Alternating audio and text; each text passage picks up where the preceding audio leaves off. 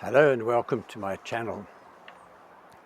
The reason I've decided to put together these talks and to present this channel is that now approaching 40 years in ministry, I keep coming across the same difficulties that people experience in their relationship with God.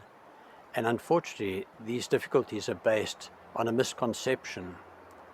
They're based on what people have often been taught, that I understand, that God is this angry God who's ready to punish them, and they live with this not knowing really what to do about that. Whereas you see, the truth is that God is love. And this we know from Scripture itself as well, that it says God is love, and he who lives in love lives in God, and God lives in him. And this is what St. John the Evangelist tells us in his first letter. And he's an example of a person who can truly show us how central this is to our relationship with God.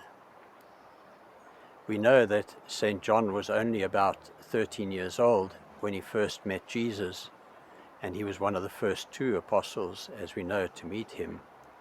And so it means that when Jesus died, he was around 16 years of age. And he went in his life from being a helper on his dad's fishing boat to the person who wrote possibly the most beautiful, but certainly the most theological of the Gospels. And he lived until late into the first century and was greatly revered by the Christians at the time, because here was a person who not only had lived at the time of Christ, but was one of those closest to him. In his own gospel, he refers to himself as the disciple that Jesus loved. But we also know that in this relationship that he had with Jesus, he was one of the three closest to him, because whenever Jesus chose three of the apostles to share an experience with him, such as his transfiguration, he chose Peter, James, and our John the Evangelist.